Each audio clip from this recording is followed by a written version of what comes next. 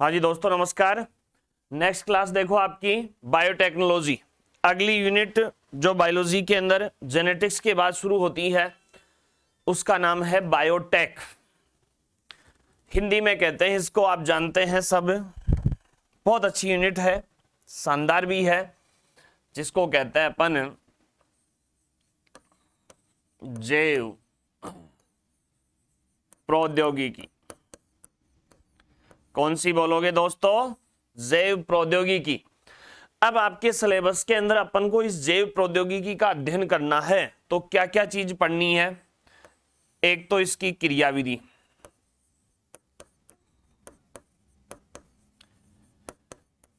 इसकी क्रियाविधि के लिए क्या सिद्धांत है और क्या इसके साधन है, ये इस यूनिट के अंदर रहेगा। दूसरा इसके अनुप्रयोग अपन को इस यूनिट के अंदर पढ़ने हैं। और एक तीसरा है उत्तक संवर्धन, टिश्यू कल्चर। प्यारे दोस्तों, इस प्यारी सी क्लास के अंदर अपन बायोलॉजी के हिसाब से, बच्चों के हिसाब से देखा जाए, स्टूडेंट के हिसाब से देखा जाए तो एक सबसे अच्छी यूनिट और सबसे ज्यादा मार्क्स वाली या कंपटीशन में पूछी जाने वाली, यानी आप कोई से भी कंपटीशन में देख लो, चाहे आप आजकल जो नॉर्मल जनरल साइंस के कंपटीशन आते हैं ना, उसमें भी बायोटेक के बहुत ज्यादा क्वेश्चन आते हैं। एग्रीकल्चर से जुड़ी हुई चीजों को अपन पढ़ाएंगे यहाँ। आप एग्रीकल्चर फील्ड से हैं सारे, लगभग जो भी ये क्लासेज ले रहे हैं, तो एग्रीकल्चर फील्ड के अंदर आपने देखा होगा टिश्यू कल्चर का बहुत बड़ा रोल है अपने आप में, उत्तक संवर्धन का बहुत बड़ा रोल है। इसके अलावा आपकी जो नई वैरायटी है, चाहे वो कीट रोधी हो, पीड़क रोधी हो या हाइब्रिड वैरायटी हो जिसमें उत्पादन अधिक हो, क्वालिटी और क्वांटिटी दोनों चीज अपन को ध्यान में रखते हुए बायोटेक का अध्ययन करना है। एग्रीकल्चर फील्ड के अंदर आपने देखी होगी कि साहब अपने बहुत सारे पादप है, बहुत सारे ऐसी वैरायटीज है, ऐसी किस्म है जिसका अपन ने क्या कर लिया है, रूपांतरण कर लिया है, मतलब उनको ट्रांसजेनिक कर लिया है, पराजीनी कर लिया है। तो उसके लिए क्या क्या साधन है उस चीज को पढ़ेंगे। इस बायोटेक का अपने साइंस के फील्ड में या अपने आसपास अपने लिए क्या योगदान रहा है, उस चीज को इस टॉपिक के अंदर, इस यूनिट के अंदर पढ़ेंगे। और फिर इसके बाद में इसके टिश्यू कल्चर के बारे में पढ़ेंगे। तो यूनिट बायोटेक है, ये यूनिट है आपकी। क्या क्या चीज पढ़नी है? 3 चैप्टर पढ़ने इसमें, मतलब मोस्टली 3 चैप्टर आते हैं एनसीईआरटी के अकॉर्डिंग। 3 चैप्टर कौन कौन से? कि सबसे पहले तो साहब इसका बेसिक पूरा कंप्लीट, बायोटेक का बेसिक एफएसओ की एग्जाम तक में इसमें पढ़ाया जाता है। आपके जितने भी अधिकारी लेवल की एग्जाम्स हैं उन सब के अंदर इसके बारे में पूछा जाता है। तो डिटेल के साथ भी, बेसिक भी के साथ भी सारी चीजों का अपन इसमें स्टडी करेंगे। देखो करें शुरू। परिभाषा, सबसे पहले किसकी परिभाषा? बायोटेक की परिभाषा।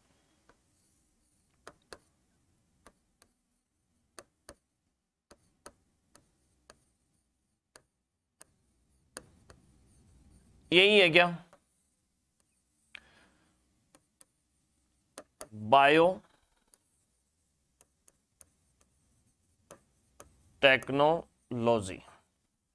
बायोम क्या है? जीव है, और टेक्नोलॉजी क्या है भाई? तकनीक।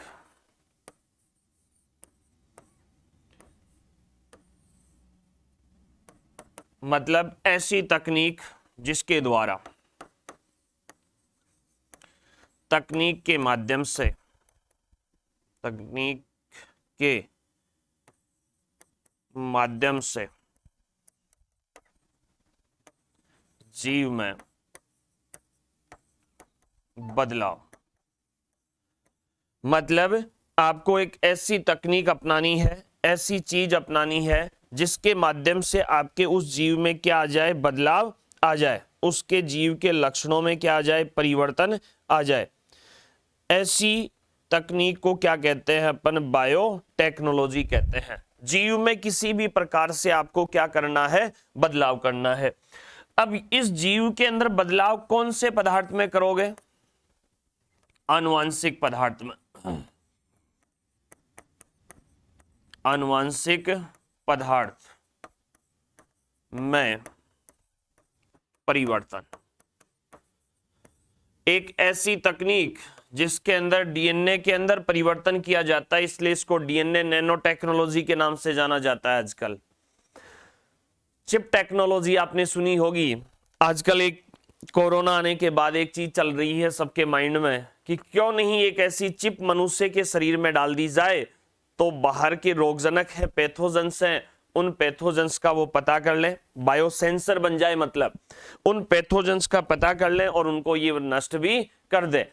ऐसी टेक्नोलॉजी की जा रही है जिसको कहते हैं डीएनए नैनो टेक्नोलॉजी। मतलब ये कौन सी तकनीक के ऊपर आधारित है? RDNA technology. पुनर्योगस जो डीएनए टेक्नोलॉजी है उसके ऊपर आधारित है। कौन? बायोटेक्नोलॉजी। अब देखो जी, बायोटेक्नोलॉजी किसकी शाखा है? बायो की ऐसी शाखा, ऐसी शाखा जिसमें सूक्ष्म जीवों का मनुष्य कल्याण के लिए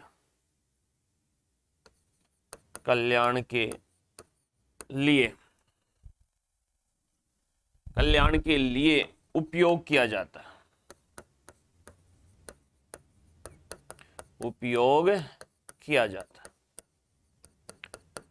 ऐसी शाखा कौन सी कहलाती है? बायोटेक्नोलॉजी। देखो प्यारे बालकों, मेरे दोस्तों, इस दुनिया में सबसे एडवांस प्राणी, एडवांस जीव कौन सा? मनुष्य। ऐसे कहते हैं बुद्धिमानी जीव भी यही। कौन? मनुष्य। तो जिस एडवांस है कोई भी जीव, जो एडवांस है उसकी आवश्यकता भी क्या होती है? सर्वाधिक होती है, उसकी आवश्यकता अधिक होती है। मतलब उसके जीवन जीने का तरीका अलग होता है, वो अपने आप में स्पेशल है। ऐसा ही मनुष्य अपने आप में क्या है? स्पेशल है। तो स्पेशल है तो इसकी आवश्यकता क्या है? अधिक है। इसकी आवश्यकताएं क्या है? ज्यादा है।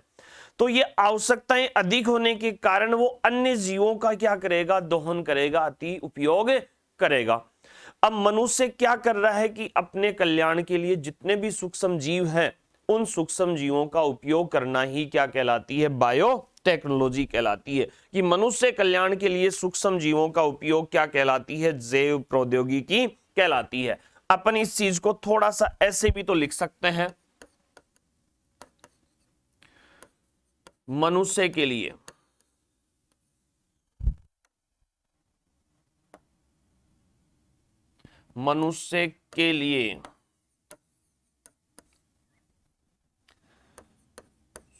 सूक्ष्म जीवों द्वारा उपयोगी उत्पाद तैयार करने की तकनीक क्या कहलाती है? बायोटेक कहलाती है। मतलब आप मनुष्य के लिए उपयोगी उत्पाद बना रहे हो, किन के द्वारा? सूक्ष्म जीवों के द्वारा। उस शाखा को क्या कहते हैं अपन? बायोटेक्नोलॉजी कहते हैं। इसकी एक फेमस परिभाषा EFB, फुल फॉर्म देखना, यूरोपियन फेडरेशन ऑफ बायोटेक्नोलॉजी, एक बोर्ड है, यूरोपियन फेडरेशन ऑफ बायोटेक्नोलॉजी। इस बोर्ड ने परिभाषा क्या दी कि सूक्ष्म जीव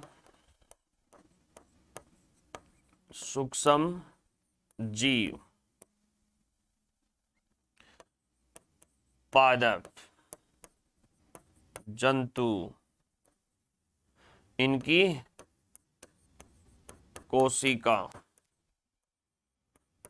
उत्तक, इनसे प्राप्त होने वाले उत्पाद मतलब विभिन्न प्रकार की ये संवर्धित चीजें होती है जिनसे आपको क्या प्राप्त होते हैं, उत्पाद प्राप्त होते हैं।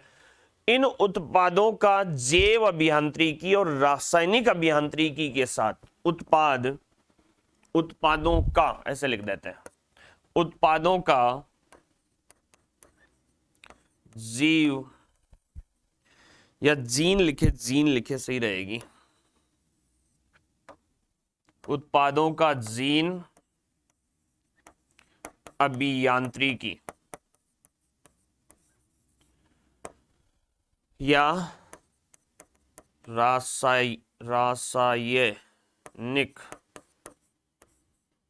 रासायनिक अभियांत्रिकी के साथ उपयोग क्या कहलाती है, बायोटेक्नोलॉजी कहलाती है। या फिर एक चीज और लिखूं, ईएपी की सरल परिभाषा क्या थी, संवर्धित अंग उत्तक कोशिका, इनसे क्या मिलेंगे, उत्पाद। इनका समायोजन किसके साथ करना है, प्राकृतिक विज्ञान। इन सब का समाकलित रूप ही क्या है, बायोटेक है। ये इतनी परिभाषा होगी सारी, मतलब अभी तो केवल बेसिक परिभाषा हुई है। और परिभाषा जब आपको दिख रही है, परिभाषा से आपको पता लग रहा है कि साहब यूनिट क्या रंग दिखाएगी, ऊंट किस करवट बैठेगा वो तो देखते जाइए, लेकिन कोई नहीं, टेंशन नहीं करनी, सारी चीजें बहुत अच्छे से समझ में आएगी।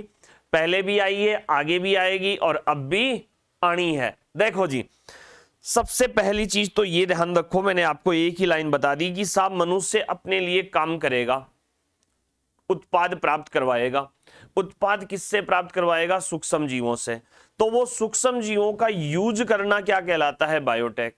या फिर अपन इसी लाइन को पलट कर ऐसे कह दें कि सूक्ष्म जीवों से अपन को क्या तैयार करने हैं, मनुष्य के लिए या मनुष्य की आवश्यकता की पूर्ति के लिए उपयोगी उत्पाद बनाने हैं। यानी कि आपको विभिन्न प्रकार के रसायनों का क्या करना है, मनुष्य के लिए निर्माण करना है। फिर इसके बाद ईएफई, इसने एक परिभाषा दी अलग, European federation of bio technology. इसने क्या परिभाषा दी कि आपके आसपास जितने भी सूक्ष्म जीव हैं, जंतु है, पादप हैं, इनके उत्तक, अंग, कोशिका, इनके उत्पाद का समायोजन किसके साथ करना है, जीन अभियांत्रिकी और कौन सी, रासायनिक अभियांत्रिकी के साथ उपयोग करना है। ये बायोटेक्नोलॉजी है। ठीक है, मतलब आपको कनेक्ट कहां करना है, इन चीजों को जोड़ना किससे है, जीन अभियांत्रिकी, जेनेटिक इंजीनियरिंग, और दूसरी रासायनिक अभियांत्रिकी मतलब केमिकल इंजीनियरिंग, इन दो ब्रांचेस से जोड़ना है। या फिर अपन सीधा बोले तो कि कोई भी किसी भी प्रकार की संवर्धित उत्तक है, कोई अंग है, कोई कोशिका है, इनके जो उत्पाद हैं, इन उत्पादों का समायोजन, समाकलित रूप किसके साथ, प्राकृतिक विज्ञान, नेचुरल साइंस के साथ जोड़ना बायोटेक्नोलॉजी कहलाती है। ये होगी दोनों वर्डों को, शुरू के जो दो वर्ड है ना उन्हीं को तोड़ लो आप। तो बायोटेक्नोलॉजी, बायो यानी जीव, टेक्नोलॉजी यानी तकनीक, यानी जीव की अंदर किसी भी प्रकार का परिवर्तन करना ही क्या कहलाती है, बायोटेक्नोलॉजी। अब ये परिवर्तन क्यों किया जाता है, क्योंकि मनुष्य अपने स्वार्थ के लिए उपयोगी उत्पाद निर्माण करता है, उपयोगी चीजें संवर्धित करता है। तो एक बार थोड़ी सी इस परिभाषा को देख ले, एक बार पढ़ें, एक बार 2 मिनट एक बार इस पूरी परिभाषा को पढ़ ले, देख लें, समझ लें, या इसका स्क्रीनशॉट ले लें।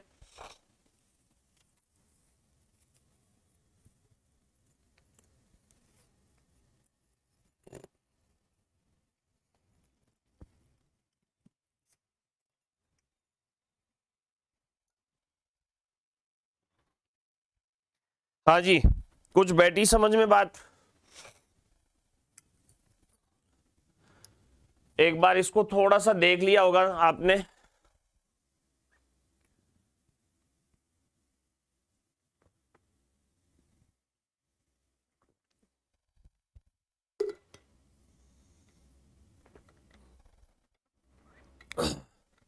ये बायोटेक्नोलॉजी की परिभाषा है भाई। अब इसके बाद इसके नेक्स्ट टॉपिक की चर्चा करेंगे अपन।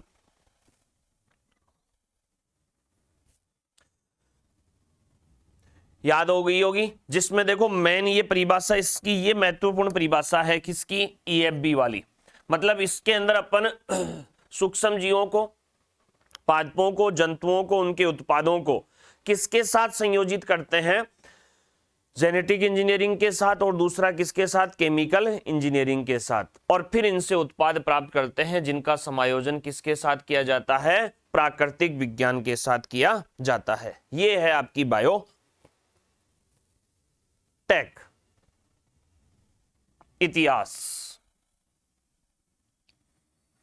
इतिहास में कुछ कुछ चीजें लिखाएं आपको।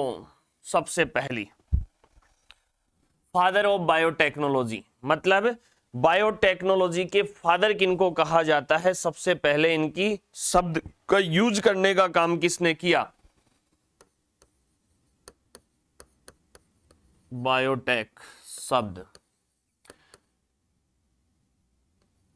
हेनरी विश्वविद्यालय है, उसमें एक वैज्ञानिक थे, प्रोफेसर थे, जिनका नाम था कार्ल एरेकी। हेनरी के कार्ल एरेकी कौन है, हेनरी विश्वविद्यालय के वैज्ञानिक प्रोफेसर साहब कौन से, कार्ल एरेकी ने सबसे पहले बायोटेक शब्द का यूज किया। इतनी चीज तो आपको अलग याद रखनी है। अब मेरे दोस्तों एक चीज सोचो थोड़ी सी, क्या बायोटेक से पहले अपन जीवन यापन नहीं करते थे? क्या अपने पास चीजें नहीं थी, उत्पाद नहीं बनाते थे? जी बनाते थे, लेकिन वो तरीके कौन से थे, परंपरागत थे, ट्रेडिशनल थे, पुराने तरीके थे। तो उन्हीं पुराने तरीकों से अपन चलेंगे। मनुष्य का जब इवोल्यूशन हुआ, विकास हुआ, ऑस्ट्रेलोपिथेकस आदि मानव से अपन मानते हैं। खैर ऐसे तो रामापिथिकस, ड्रायोपिथिकस, फिर नर मानुस, ऐसे इस प्रकार से इवोल्यूशन, हिबेलस, इरेक्टस, निएंडरटाल, ठीक है, होमोसेपियंस, और नेक्स्ट में फ्यूचेरियस आएगा। लेकिन अपन जब से अपन को समझदारी आई, धीरे धीरे अपन ने क्या किया, घर बनाना, रहना, खाने को पका कर खाना, मांस को भी पकाना, और आवश्यकता के अनुसार उत्पाद तैयार करना। आवश्यकता आविष्कार की जननी है, ये बात आपने सुन रखी है। जैसे जैसे जनसंख्या बढ़ती गई, अपनी आवश्यकताएं बढ़ती गई, और आवश्यकताएं बढ़ती गई, अपन ने नई खोज कर ली। तो ऐसी खोज के बारे में अपन इस बायोटेक से रिलेटिव कुछ चीजें देखें तो देखो, 6000 ईसा पूर्व,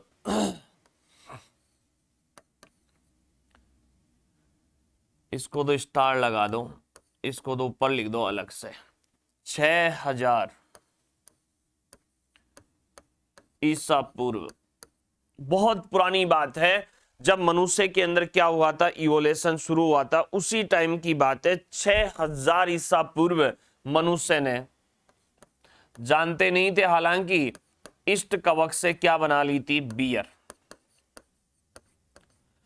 इष्ट कवक से अपन ने किसका निर्माण कर लिया था, बियर का निर्माण कर लिया था, यानी बियर की खोज हो गई थी। इसके बाद दूसरा पॉइंट, 4000 ईसा पूर्व। कितनी ईसा पूर्व है, 4000 ईसा पूर्व अपन ने डबल रोटी, किण्वित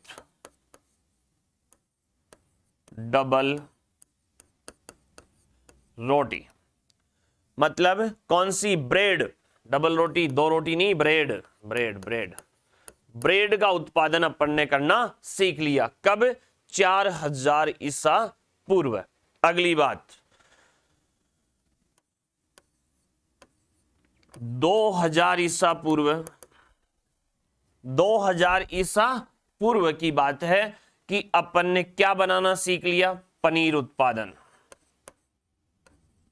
पनीर उत्पादन, पनीर उत्पादन को अपन सीख गए कब, 2000 ईसा पूर्व। यहां एक पॉइंट ध्यान रखना, याद रह जाए तो, दुनिया में पनीर की क्वालिटी, पनीर की गुणवत्ता, गुणवत्ता किसके आधार पर लगाते हैं, स्पंज के आधार पर आपने सुन रखा होगा, ये दूध के फटने पर क्या होता है, उसके अंदर छोटे छोटे छिद्र बन जाते हैं और उस छिद्रों के अंदर जितना स्पंज होता है उस स्पंज के आधार पर उसकी क्वालिटी का पता लगाते हैं। गुणवत्ता में श्रेष्ठ क्वालिटी का, चलो ये भी लिखा देता हूं, श्रेष्ठ क्वालिटी का जो पनीर होता है वो प्राप्त किया जाता है, एक जीवाणु है प्रोपियोनी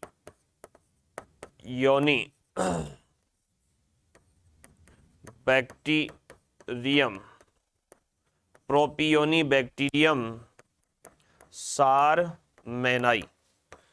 कौन सा जीवाणु है, प्रोपियोनी बैक्टीरियम सारमेनाई। ये चीज थोड़ी अलग है।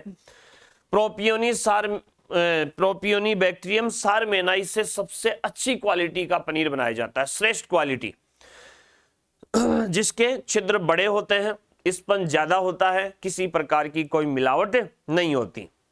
बाकी तो चीडर वगैरह होता है जो वो दबता है, बहुत कम दबता है, जिसमें स्पंज की मात्रा बहुत ही कम होती है। ठीक है, ये थी किसकी, पनीर की बात, थोड़ी एक्स्ट्रा बात थी, ये इसमें आपके टॉपिक में इतिहास में नहीं है, ये अलग चीज है। ठीक है, इसके बाद देखो, अब आ जाओ 1150 ईस्वी में, 50 में अपन ने क्या कर लिया, एथेनॉल उत्पादन क्या तैयार कर लिया, एथेनॉल, वाइन तैयार करना सीख गए सब अपन, मतलब एथेनॉल का उत्पादन करना सीख गए, या इसको अपन ऐसे भी कह सकते हैं ना, एल्कोहल। एल्कोहल उत्पादन कब सीख लिया अपन ने, 1150 में। 1885 1800, ये आएगी बायोटेक में ही सारी चीजें जुड़ेगी जाकर की, अपन कहां से किन चीजों को चेंज किया। थियोडोर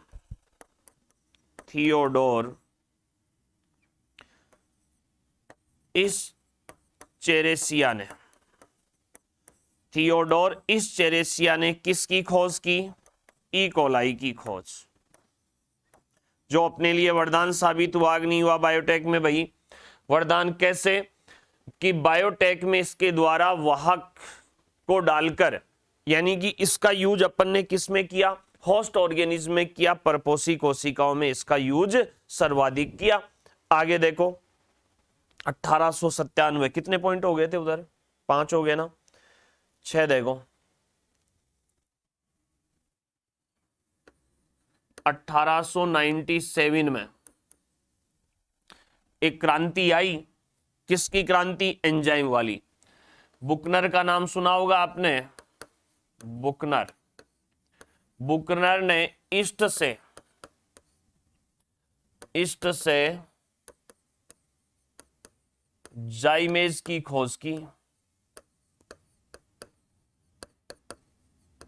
किसकी खोज की, ईस्ट नामक कवक से किसको खोजा गया, जाइमेज एंजाइम को खोजा गया। वही ये जाइमेज कोशिका रहित माध्यम में भी क्या कर सकता है, किण्वन क्रिया कर सकता है, मतलब इसको विदाउट किसी प्रकार की सेल की या जीव की या किसी माध्यम की आवश्यकता नहीं होती, ये किण्वन क्रिया आसानी से कर सकता है। अब देखो अगली क्रांति 1928,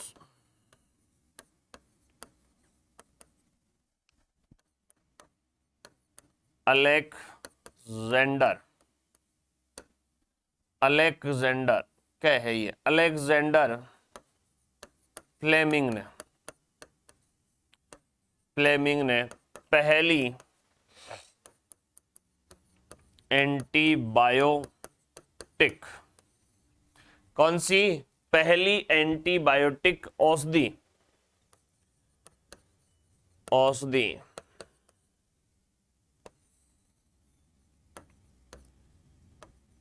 पेनिसिलिन की खोज की। पहली एंटीबायोटिक औषधि कौन सी, पेनिसिलिन की खोज करने वाले कौन थे, अलेक्जेंडर फ्लेमिंग।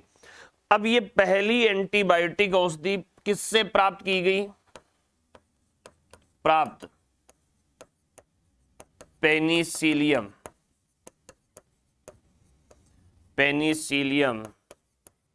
नोटेटम नामक कवक से। किससे प्राप्त की गई है? पेनिसिलियम नोटेटम नामक कवक से सबसे पहले किसको प्राप्त किया गया? पेनिसिलिन को प्राप्त किया गया। इसकी थोड़ी सी हिस्ट्री बता देता हूं मैं आपको, इंटरेस्टिंग हिस्ट्री है। हालांकि पेनिसिलिन बहुत उच्च कोटि के विद्वानों में, वैज्ञानिकों में शुमार है। ये अलेक्जेंडर फ्लेमिंग साहब क्या कर रहे थे? उस टाइम में न्यूमोनिया का प्रकोप था। तो न्यूमोनिया के जो रोगजनक है कौन सा? Streptococcus pneumoniae. उस स्ट्रेप्टोकोकस न्यूमोनी पर अपना कार्य कर रहे थे, उसके संवर्धन, उसके कल्चर को देख रहे थे। ठीक है। प्रयोगशाला में जब इस जीवाणु का प्लेटों के अंदर संवर्धन करवाया गया तो उन प्लेटों में से कुछ जीव या कुछ जीवाणु अलग अलग प्लेटों के ऊपर संवर्धित करवाए गए। जब प्रयोग का समय बंद हुआ तो कुछ चीजों की कुछ प्लेटों को तो इन्होंने धोकर या ढककर रख दिया और कुछ को नहीं रखा। जो नहीं रखी थी ना, उन प्लेटों के जीवाणु गायब हो गए। सुबह भाई साहब को मिले ही नहीं, बोले ये कहां गए। फ्लेमिंग साहब को बड़ा आश्चर्य हुआ कि जो प्लेटें आपने ढक के नहीं रखी या धोकर नहीं रखी, उसका जीवाणु कहां गया। और वहां जीवाणु तो मिला नहीं। कौन मिली? ये पेनिसिलिन एक द्रवित पदार्थ के रूप में पाई गई। मतलब एक एक्स्ट्रा ही रसायन इनको मिल गया। भाई साहब ने इसको तो छोड़ दिया, बोले निमोनिया को इलाज बाद में चलता रहेगा, पहले अपन किसकी चर्चा करते हैं कि साहब मैंने काम जीवाणु पे किया था। जीवाणु गया कहां? मिली कौन? पेनिसिलिन। और यहीं से इन्होंने इस एंटीबायोटिक को खोज निकाला। एंटीबायोटिक का मतलब क्या होता है? प्रतिजैविक औषधियां, यानी वे रसायन, वे उत्पाद जो सूक्ष्म जीवों द्वारा उत्पन्न किए जाते हैं और सूक्ष्म जीवों के विरुद्ध ही कार्य करते हैं। मतलब सूक्ष्म जीवों द्वारा तैयार ऐसे उत्पाद जो अन्य सूक्ष्म जीवों को नष्ट करने के लिए सहायक होते हैं, प्रतिजैविक एंटीबायोटिक कहलाते हैं। जुकाम जो होती है, सर्दी, गर्मी, वर्षा के समय आप बीमार होते हो, तुरंत डॉक्टर को जाकर कहते हो साहब एंटीबायोटिक देना। मतलब आपके शरीर में किसने, बाह्य रोगजनक ने, अन्य सूक्ष्म जीवों ने क्या किया है? संक्रमण किया है। तो अब उस संक्रमण से बचने के लिए, उसको नष्ट करने के लिए, उसको कम करने के लिए आपको किसकी आवश्यकता है? औषधि की। और वो औषधि कौन सी कहलाती है? प्रतिजैविक औषधि या एंटीबायोटिक कहलाती है। वो एंटीबायोटिक उन सूक्ष्म जीवों को क्या कर देती है? नष्ट कर देती है। ठीक है। ये थी कौन? पेनिसिलिन की बात थी। पेनिसिलिन की खोज किसने की? अलेक्जेंडर फ्लेमिंग ने, पेनिसिलियम नोटेटम से। और किस पर कार्य करते हुए? स्ट्रेप्टोकोकस न्यूमोनी पर। और पेनिसिलिन को औषधीय रूप दिया था एक तो अल्फ्रेड हर्शे, एक हार्वर्ड और एक चेन। हार्वर्ड और चेन का नाम यहां, अर्नेस्ट चेन, हार्वर्ड और फ्लोरे, इनका नाम विशेषकर यहां याद रखना है। हालांकि इन तीनों चारों को साथ में इस पेनिसिलिन की खोज के लिए आपकी मेडिकल साइंस है, उस मेडिकल साइंस में नोबेल प्राइज भी दिया गया था। पेनिसिलिन से एक इतिहास और भी जुड़ा हुआ है। आपको पता होगा कि उस टाइम में द्वितीय विश्व युद्ध हुआ था, सेकेंड वर्ल्ड वॉर। तो उसमें घायल सैनिक जो उपचार के लिए काम में लाए गए थे, उनके घाव वगैरह की रिपेयरिंग के लिए उस पेनिसिलिन का सबसे पहले यूज किया गया था। ये थी आपकी पेनिसिलिन के इतिहास के बारे में कुछ चीजें मैंने आपको बता दी। बात है 1928 की। अब इसके बाद आएंगे अपन 1953 में। 1953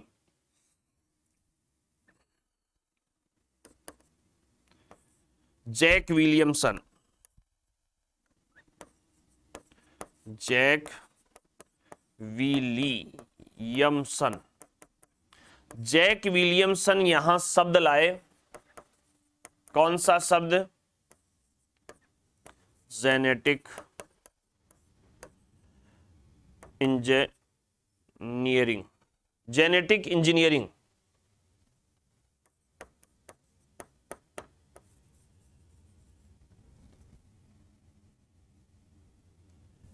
जेनेटिक इंजीनियरिंग यानी कि कौन सा शब्द बोलोगे इसको? आनुवांशिक अभियांत्रिकी, अभियांत्रिकी, शॉर्ट में लिखे तो जीई शब्द कौन लेके आए थे? जैक विलियमसन ने सबसे पहले कौन सा शब्द दिया था? जेनेटिक इंजीनियरिंग, जीई शब्द सबसे पहले दिया था। आगे और चलो, अभी 1970 का दशक आएगा। 1970 में केंट साहब, केली स्मिथ, केंट, केली, स्मिथ, तीन वैज्ञानिक हैं जिन्होंने एंडोन्यूक्लियस की खोज का श्रेय दिया। एंडोन्यूक्लियस, एंडोन्यूक्लियस अपने काम आएंगे इस चैप्टर में, बहुत इंपॉर्टेंट है। एंडोन्यूक्लियस एंजाइम की खोज। धीरे धीरे देखो अपन बायोटेक की बढ़ रहे हैं, मतलब पहले ट्रेडिशनल चीजें और फिर अब धीरे धीरे किसकी तरफ चले गए अपन? बायोटेक्नोलॉजी की अब तरफ बढ़ते गए। अब भारत भी यहां योगदान में पीछे नहीं रहा। सन 1972 में कौन थे? डॉक्टर हरगोविंद खुराना। हरगोविंद खुराना साहब थे। इन्होंने क्या दी? जीन संश्लेषण की तकनीक। जीन संश्लेषण की तकनीक किसने दी? डॉक्टर हरगोविंद खुराना ने सबसे पहले यहां क्या बताया? जीन संश्लेषण के बारे में बताया। किन्होंने? डॉक्टर हरगोविंद खुराना ने। इसी समय सन 1973 में, कब? 73 में हर्बर्ट बॉयर और स्टेनले कोहेन, हर्बर्ट बॉयर और स्टेनले कोहेन ने कौन सी तकनीक? आरडीएनए तकनीक, रिकॉम्बिनेट डीएनए तकनीक या पुनर्योगस डीएनए तकनीक की खोज किसने की? हर्बर्ट बॉयर और स्टेनले कोहेन, दो वैज्ञानिक थे। इसके बाद 75 में सिजराने व कॉलर ने मोनोक्लोनल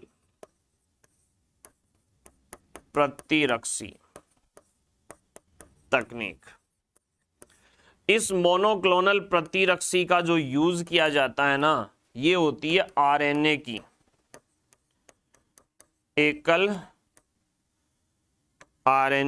एकल श्रृंखला। किसकी? आरएनए की एकल श्रृंखला, जिनको शरीर में प्रवेश करवाकर, शरीर में प्रवेश द्वारा रोग का क्या किया जाता है? रोग का इलाज। ये तकनीक सबसे पहले कौन लाए? सिजराने और कोहलर लेके आए। ये विदेशों में सारे काम हो रहे थे, बाहर की तरफ। बाहर अपने इंडिया का डॉक्टर हरगोविंद खुराना थे। तो अब इन सारी चीजों से प्रेरित होकर अपन ने भी थोड़ी सी जागृति आई, अपन में भी थोड़ी सी ताकत आई, और उस ताकत के थ्रू अपन ने 1982 में भारतीय जैव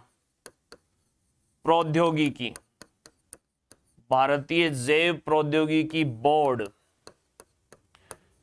की क्या कर दी? स्थापना। भारतीय जैव प्रौद्योगिकी बोर्ड कब बना? 1982 में। याद रखना भाई, पूछा जाता है जैव प्रौद्योगिकी बोर्ड 1982। अगली बात 1983 में कैरी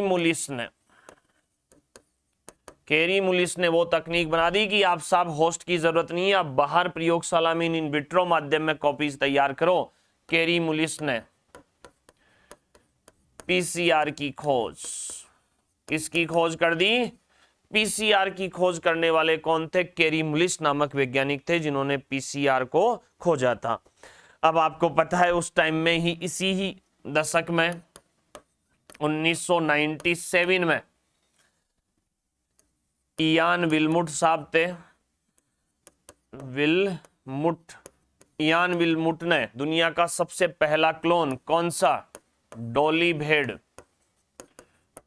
भेड़ का क्या तैयार किया, क्लोन तैयार किया। डोली भेड़ का क्लोन किसने बनाया, किसने, इयान विल्मुट ने, स्विट्जरलैंड में बनाया था, ये तो आपको पता ही है अच्छी तरह ही। इसके बाद आनुवंशिक रोगों के इलाज के लिए सन 1915 में कौन आई, जीन थेरेपी। 1915-17 में जीका वायरस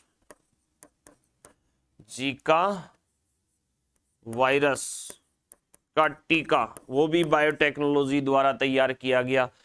जीका वायरस का जो टीका है ना, वो भी बायोटेक्नोलॉजी द्वारा तैयार किया गया है। कब, 16-17 में। और हाल ही में 2000, अरे ये रुको भाई, 2015 है ये,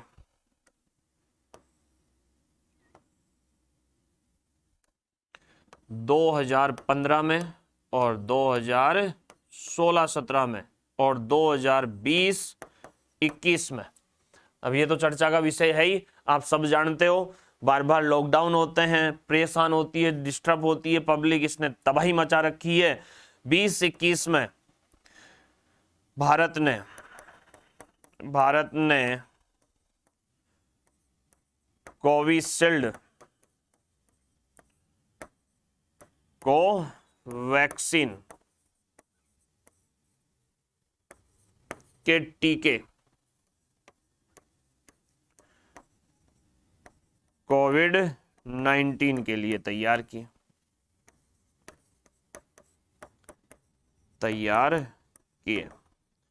टीकों से लॉकडाउन की समस्या खत्म, आपका इम्यूनिटी स्तर है ना, इम्यूनिटी लेवल वो बढ़ गया, और बढ़ने के कारण आप सामान्य जीवन यापन करने में सक्षम हो गए। ये काम किया किसने, भारत की कोविशील्ड ने और कोवैक्सीन ने, तो दवाइयां आपकी इन्होंने तैयार कर ली। ये थी बायोटेक्नोलॉजी के इतिहास के बारे में, और इससे रिलेटिव कुछ खोजें, कुछ डिस्कवरीज और कुछ इतिहास की चर्चाएं अपन ने की। अब देखो, मैंने शुरू में ही कहा था कि बायोटेक अपन पढ़ते हैं, बायोटेक, और बायोटेक एक क्या है, तकनीक है। उस तकनीक में किसके ऊपर प्रहार करते हैं अपन, डीएनए पर, इसलिए अपन इसको क्या कह सकते हैं, डीएनए तकनीक या जीन तकनीक या डीएनए नैनो तकनीक। इसी से ही संबंधित कुछ चीजें अपन को यहां पढ़नी है कि आरडीएनए टेक्नोलॉजी, तकनीक कौन सी, आरडीएनए। आरडीएनए को कौन सा डीएनए बोलते हैं अपन,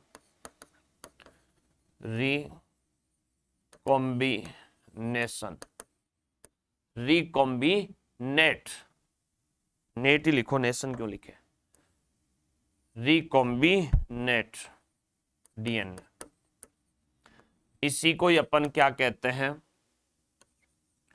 पुनर्योगज डीएनए। इसी को ही कौन सा बोलेंगे अपन, पुनर्योगज डीएनए, रिकॉम्बिनेट डीएनए। सबसे पहला रिकॉम्बिनेट डीएनए तैयार किया था स्टेनले कोहेन, और दूसरे थे कौन से, हर्बर्ट बॉयर। दो वैज्ञानिक थे, स्टेनले कोहेन, अपन बायोटेक में आ चुके हैं अब, स्टेनले कोहेन, और दूसरे कौन से थे, हर्बर्ट बॉयर। इन्होंने किसका डीएनए, साल्मोनेला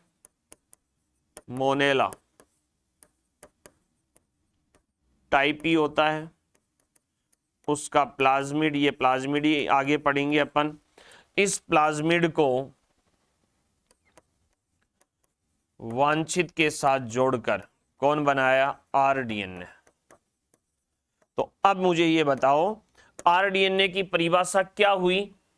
आरडीएनए क्या है? जिसमें दो डीएनए हो, दो डीएनए में कौन सा? एक तो वांछित डीएनए और प्लस दूसरा कौन सा? वाहक डीएनए। एक तो कौन सा? डिजायर डीएनए और एक वेक्टर डीएनए। दो डीएनए को मिलाकर तैयार किया गया डीएनए कौन सा कहलाता है? Recombinant DNA. डिजायर डीएनए कौन सा है? जिस डीएनए की आपको आवश्यकता है उस डीएनए को जोड़कर किसके साथ? वाहक के साथ बनाया गया डीएनए कौन सा कहलाता है? पुनर्योगज डीएनए। अब डिजायर डीएनए आपको किसकी क्यों जरूरत है? कि यदि किसी जीव में लक्षणों का समावेश करना है, उसकी जेनेटिक इंफॉर्मेशन को बदलना है या उसके आनुवंशिक लक्षणों में सुधार करना है, तो अपन उसके अंदर क्या करेंगे? बाहर से डीएनए को प्रवेश करवा देंगे। मतलब उसमें डीएनए कहां से डालेंगे? बाहर से डालेंगे। तो ये बाहर से जो डीएनए होता है ना, उसको डायरेक्ट नहीं डालते, अपन बीच में किसी माध्यम या किसी वाहक के साथ जोड़ते हैं। तो जोड़ेंगे तो दो डीएनए एक साथ हो गए। इस प्रकार का बना डीएनए कौन सा डीएनए कहलाता है? R DNA. अब सुनो, ये जो डीएनए बना है आर डीएनए, इस आर डीएनए का स्थानांतरण किस में किया जाता है? होस्ट में। और होस्ट में किसके लिए? डीएनए कॉपीज के लिए। ठीक है, इसलिए इस क्रिया को कहते हैं डीएनए या जीन क्लोनिंग। क्या बोलते हैं? डीएनए या जीन क्लोनिंग के नाम से जाना जाता है, जिसको कहते हैं अपन डीएनए नैनो टेक्नोलॉजी या जीन तकनीक या डीएनए तकनीक के नाम से, इसीलिए इसको जानते हैं भाई। आगे होगी बात समझ में शायद, जहां तक मेरा मानना है। दोबारा सुन लो, यदि किसी जीव के अंदर आपको बदलाव करना है, अब बदलाव कैसे करोगे? उसके आनुवंशिक पदार्थ को परिवर्तित करके। अब आनुवंशिक पदार्थ को परिवर्तित करने के लिए सबसे पहले अपन को किसी अन्य जीव से, बाह्य जीव से क्या लेना है? डीएनए लेना है, जिसको विदेशी डीएनए या कौन सा डीएनए बोलोगे? Desired DNA. उस डिजायर्ड डीएनए को किसके साथ जोड़ लोगे? वाहक के साथ। और वाहक के साथ जोड़कर उससे नया डीएनए बनाओगे। उस डीएनए को क्या कह दिया? Are DNA. पुनर्योगज डीएनए इसी को ही कहते हैं। हाइब्रिड डीएनए भी इसी को ही कहते हैं। काइमेरिक डीएनए भी इसी को ही कहते हैं। संकर डीएनए भी यही होता है। फिर इसको यहां से हटाकर किस में डाल देते हैं? होस्ट में डाल देते हैं, परपोसी में डाल देते हैं। और परपोसी में डालने के बाद उसकी कॉपीज बनना स्वतः उसकी प्रतिकृति शुरू हो जाती है। इस क्रिया को कहते हैं अपन जीन क्लोनिंग या डीएनए क्लोनिंग के नाम से उस क्रिया को जाना जाता है। प्यारे बच्चों, समझ में आ गई आरडीएनए तकनीक या पुनर्योगज डीएनए टेक्नोलॉजी। अब देखो, जैव प्रौद्योगिकी के अध्ययन के बिंदु कि आप इसका अध्ययन किस प्रकार से करोगे, कैसे करोगे, क्या क्या चीजें हैं, तो इसके 3 बिंदु हैं। 3 पॉइंट। पहला,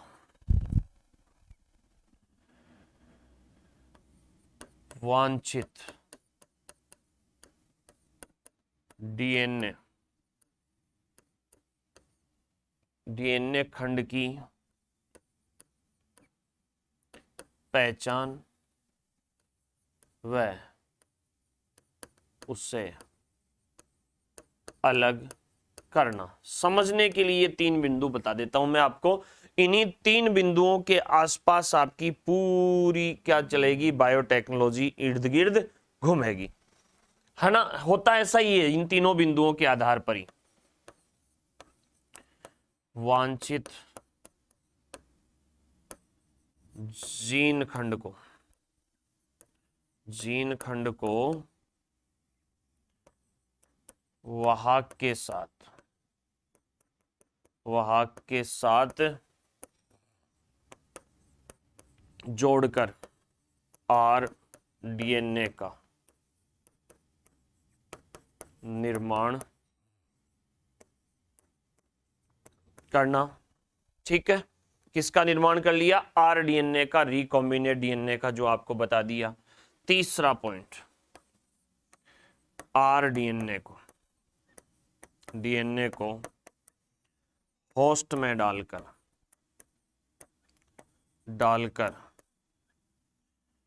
डीएनए कॉपीज द्वारा उपयोगी उत्पाद तैयार करना। ये आपके 3 पॉइंट ऐसे हैं जो बायोटेक्नोलॉजी का पूरा सार है। एक निचोड़ होता है ना किसी भी सब्जेक्ट का, यानी किसी भी चीज को समझने के लिए साहब उसका रास्ता पहले जान लो, उसकी बेसिक थीम को पहले समझ लो, इसके बाद उसकी सारी चीजें अपने आप स्वतः ही समझ में आ जाती है। वो ये 3 बिंदु हैं आपके। देखो, सोचो, देखो एक बार कि यदि आपको किसी जीव में क्या करना है, बदलाव करना है, किसी भी प्रकार के उसके आनुवंशिक लक्षणों में चेंज लाना है, तो आनुवंशिक लक्षणों में चेंज लाने के लिए सबसे पहले तो आपको उसमें डालना क्या है, उस चीज को सोचना है। तो डालने के लिए किसका यूज करेंगे अपन? डीएनए का। अब डीएनए कौन सा डालना है? उपयोगी डीएनए डालना है। तो वो उपयोगी डीएनए कहां से मिले, उस जीव की पहचान करो, उसको वहां से अलग करो। अलग करने के बाद मैंने कहा उसको रिकॉम्बिनेट करना है पहले, तो पहले उसको किसके साथ जोड़ें अपन? वाहक के साथ अटैच करें, वाहक के साथ जोड़ें, और वाहक के साथ जैसे ही जोड़ोगे तो वो क्या बन जाएगा? पुनर्योगज डीएनए। अब वो पुनर्योगज तो बन गया, लेकिन उसकी उपयोगिता सिद्ध करने के लिए, बहुत सारे जीवों में डालने के लिए, अनेक उत्पाद बनाने के लिए उसकी कॉपीज बनाना जरूरी है। मतलब उसकी नई प्रतियों का निर्माण करना जरूरी है। और वो नई प्रतियां कौन से माध्यम में तैयार की जाती है, किस माध्यम में डाली जाती है, उसके लिए क्या चाहिए? होस्ट, और होस्ट में उत्पाद बन जाते हैं। चलो ऐसे छोड़ो, आपने फेमस चीज सुन रखी है एग्रीकल्चर के हो सारे, आजकल बीटी प्लांट चल रहे हैं, बीटी क्रॉप चल रही है, बीटी फसलें चल रही है। बीटी फसल अपन ने क्यों तैयार की? कि साहब ये कीटरोधी होती है, इनके अंदर कीटों का प्रकोप नहीं होता। मतलब इनके संपर्क में जैसे ही कीट आता है, कीट तुरंत क्या हो जाता है? नष्ट हो जाता है, उनके ऊपर किसी प्रकार का कोई नुकसान नहीं होता। तो सबसे पहले वो मृदा में पाए जाने वाला जीव बेसिलस तुरिजिएंसिस नामक जीवाणु अपन ने किया अलग, उस जीवाणु से क्राई प्रोटीन उत्पादन करने वाली बीटी जीन निकाली, उस बीटी जीन को प्लाज्मिड के साथ जोड़ा, और प्लाज्मिड के साथ जोड़कर होस्ट प्लांट के अंदर स्थानांतरित किया। तो बताओ, ऐसी तो चीजें हैं। सबसे पहले उस जीव से डीएनए का पहचान, उसको अलग करेंगे, फिर इसके लिए क्या क्या आपको साधन चाहिए, कौन कौन से प्रिंसिपल चाहिए, उनको फॉलो करेंगे। फिर एक ऐसा वाहक कौन सा चाहिए, उसकी कौन कौन सी विशेषताएं होती है, किस किस प्रकार से वो काम करता है, उसकी चर्चा करेंगे। और फिर वाहक के साथ जुड़ जाएगा, जुड़ने के बाद उसकी अनुकूलताओं को देखते उसको होस्ट में डालेंगे, और होस्ट में डालकर इससे उत्पाद प्राप्त कर लेंगे। ये है बायोटेक्नोलॉजी के 3 बिंदु, इन्हीं के आसपास चलेगा, चाहे आप कहीं भी देख लेना, कुछ भी पढ़ लेना, इनके अलावा और कुछ भी नहीं है। अब देखो, अध्ययन के पद कि बायोटेक का अध्ययन कैसे किया जाता है, किस प्रकार से इसको पढ़ा जाता है, कौन कौन सी ऐसी चीजें होती है जो बायोटेक्नोलॉजी का अध्ययन अपन कर सकते हैं। अब बताओ, बायोटेक्नोलॉजी अभी आपने पढ़ी थी, 2 मिनट पहले 3 पॉइंट बताए थे कि साहब सबसे पहले तो आपको क्या चाहिए? डीएनए चाहिए। अब वो डीएनए ऐसे तो है नहीं कोई बाजार में मिलता है, बढ़िया दुकान के ऊपर जाके बोले एक बढ़िया सा डीएनए देना, मेरे को इस जीव को बदलना है, और पकड़ा जीव के अंदर डाल दिया। ये तो कोई बस की बातें है नहीं। टेक्नोलॉजी है तो टेक्निक्स चीजों के ऊपर ही इस्तेमाल की जाती है। तो इसके अध्ययन के लिए 3 चीजों की आवश्यकता होती है। 3 पद हैं, इसके स्टेप्स हैं। सबसे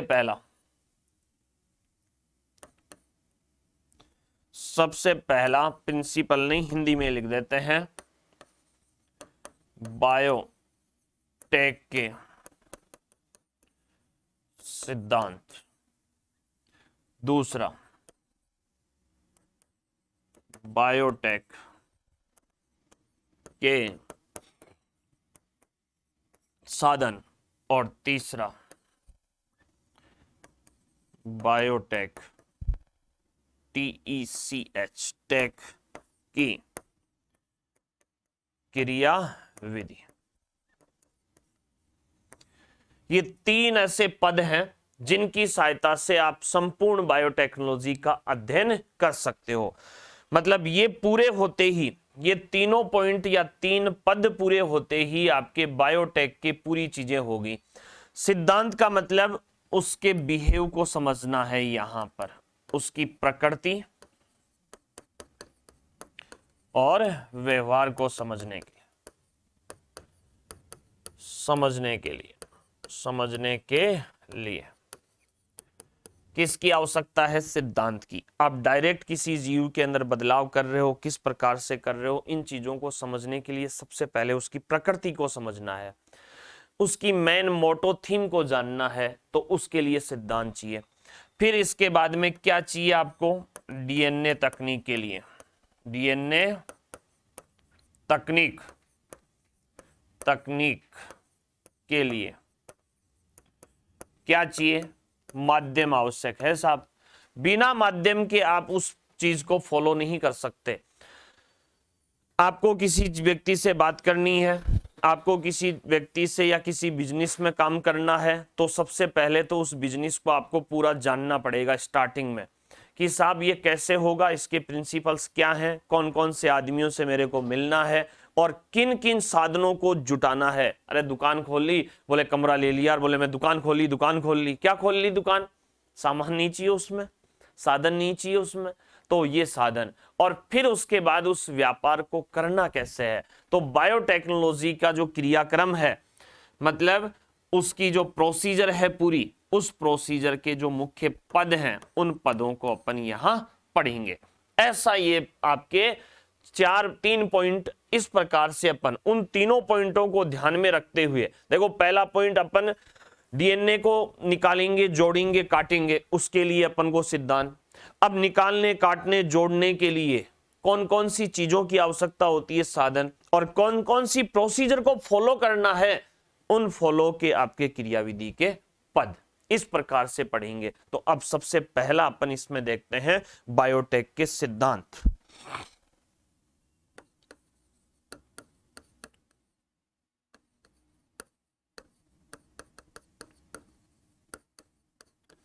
बायोटेक के सिद्धांत, इसमें पहला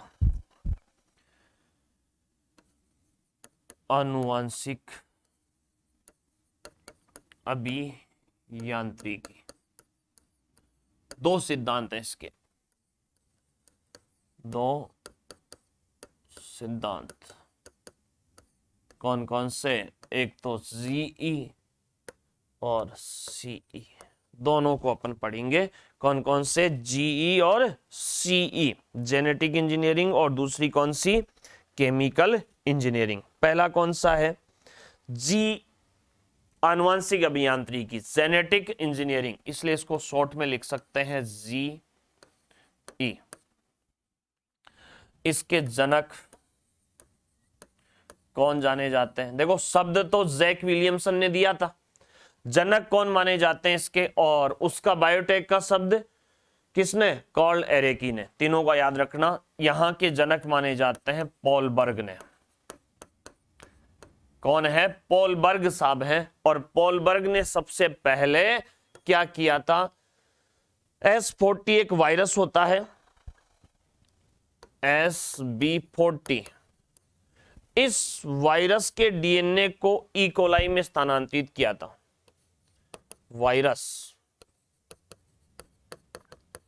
वायरस के डीएनए को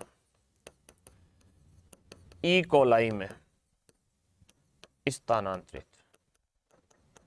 तो अब बताओ मुझे, आपने वायरस के डीएनए को किस में डाल दिया? जीवाणु के अंदर डाल दिया। जीवाणु के अंदर डाला तो ये बताओ क्या हुई? जेनेटिक हेरफेर हुई कि नहीं? ये है जेनेटिक हेरफेर, या डीएनए या जीन में बदलाव, या फिर आप ऐसे कह सकते हो जीव के आनुवांशिक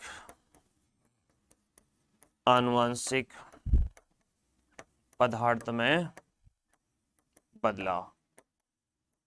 जीव के आनुवांशिक पदार्थ में, नाम से ही पता लग रहा है, आनुवांशिक अभियांत्रिकी। देखो बायोटेक में ये दोनों शाखाएं हैं जहां पे आप इंजीनियरिंग कर सकते हो। बहुत लंबी चौड़ी ब्रांच है दोनों अपने आप में, बहुत बड़ा इनका आगे नाम भी है।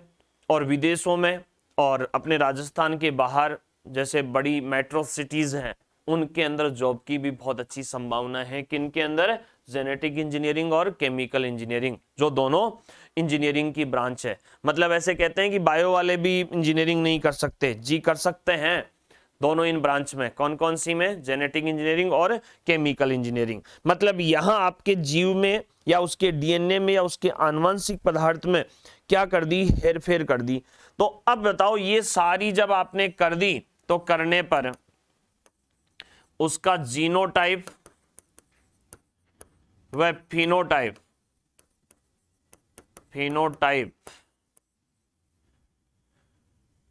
बदल जाता है ना,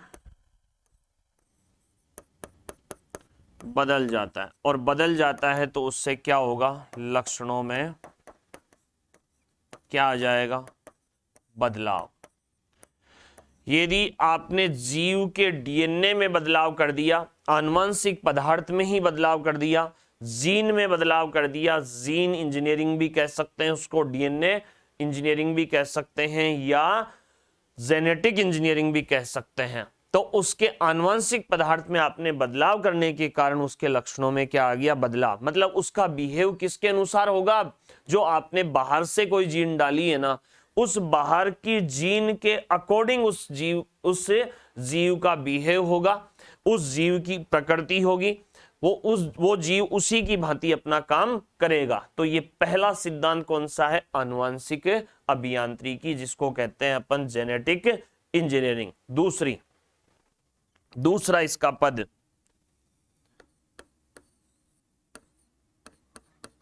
रासायनिक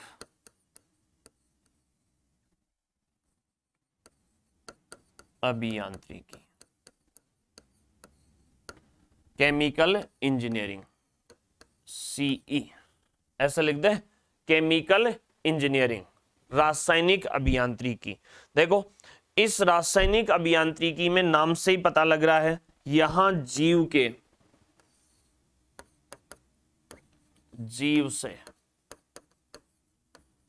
उपयोगी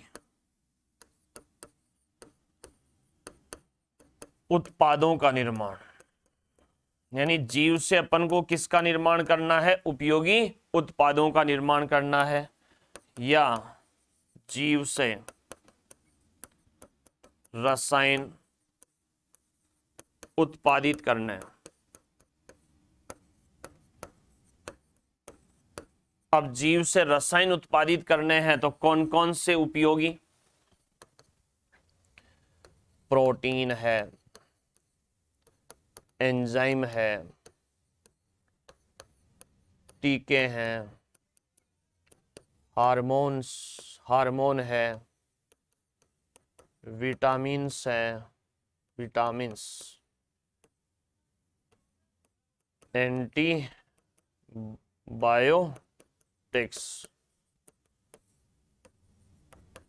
औषधियां है। इनका अपन को क्या करना है? निर्माण करना है, इनका अपन को उत्पादन करना है। ठीक है, मतलब दोनों ब्रांचेज आपकी, जेनेटिक इंजीनियरिंग में आपने क्या किया? बदलाव किया था, किसमें? उसके आनुवंशिक पदार्थ में। या फिर इसमें रासायनिक अभियांत्रिकी में अपन ने क्या किया कि आवश्यकता अनुसार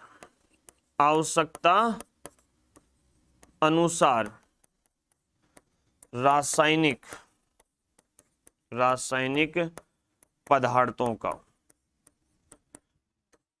उत्पादन, आवश्यकता जैसी आपकी आवश्यकता है, जैसी आपको नीड है। भाई आप तो स्वार्थी हो, आपको तो कुछ भी चाहिए, किसी भी प्रकार से चाहिए, बस अपने को तो अपना लाभ होना चाहिए। उस लाभ को पूरा करने के लिए अपन ने जीव में बदलाव भी कर लिया और उससे रसायन भी उत्पादित कर लिए। इस प्रकार की ये दोनों शाखाएं कौन सी है? जेनेटिक इंजीनियरिंग और दूसरी केमिकल इंजीनियरिंग।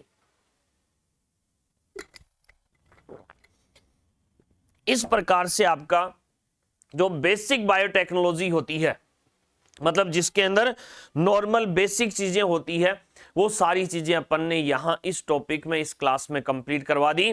बेसिक समझ में आ गया ना, तो अब आप ये मानो आगे की स्टेप बाय स्टेप सारी चीजें समझ में आ जाएगी। देखो जी,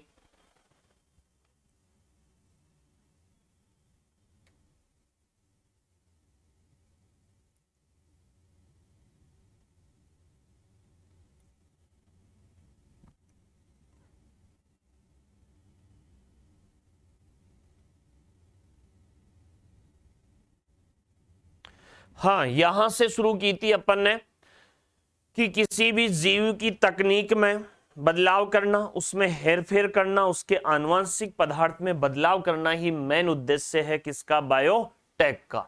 मतलब कुल मिला के आपको अपने स्वार्थ को पूरा करने के लिए उस जीव में क्या कर देना है, बदलाव कर देना है, उसमें परिवर्तन कर देना है। आपको उससे मनुष्य का कल्याण होता है, उसकी चीजें पूरी होती है, उपयोगी उत्पाद तैयार हो जाते हैं।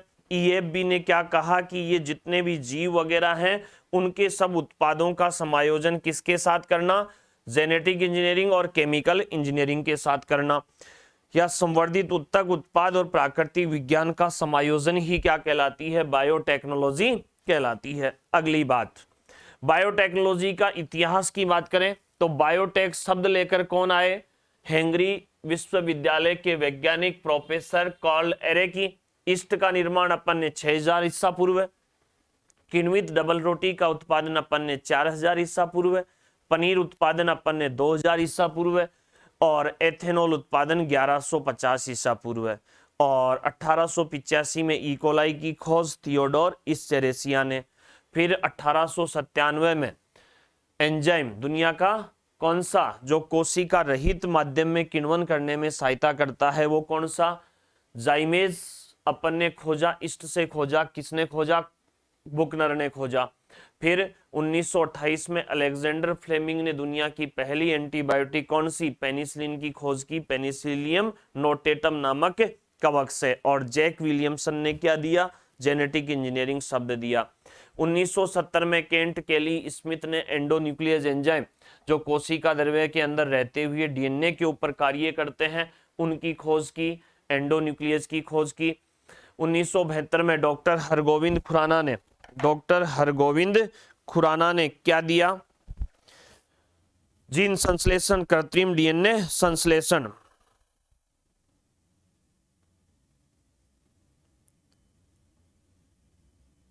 जीन संश्लेषण दिया, ठीक है। इसके बाद दूसरे वैज्ञानिक, जीन संश्लेषण आप जानते हो, कृत्रिम डीएनए बनाने वाले सबसे पहले डॉक्टर हरगोविंद खुराना थे।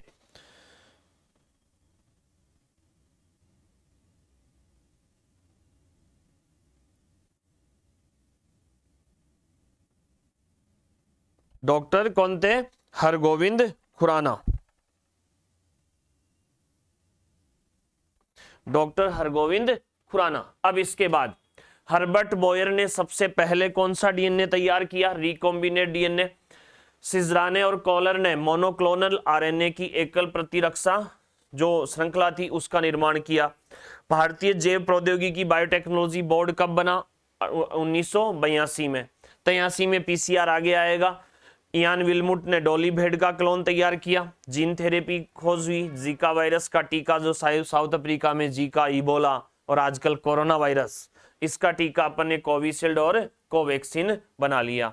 इसके बाद अपन ने कौन सी तकनीक पढ़ी, रिकॉम्बिनेट डीएनए टेक्नोलॉजी, यानी आरडीएनए टेक्नोलॉजी, पुनर्योगज डीएनए टेक्नोलॉजी।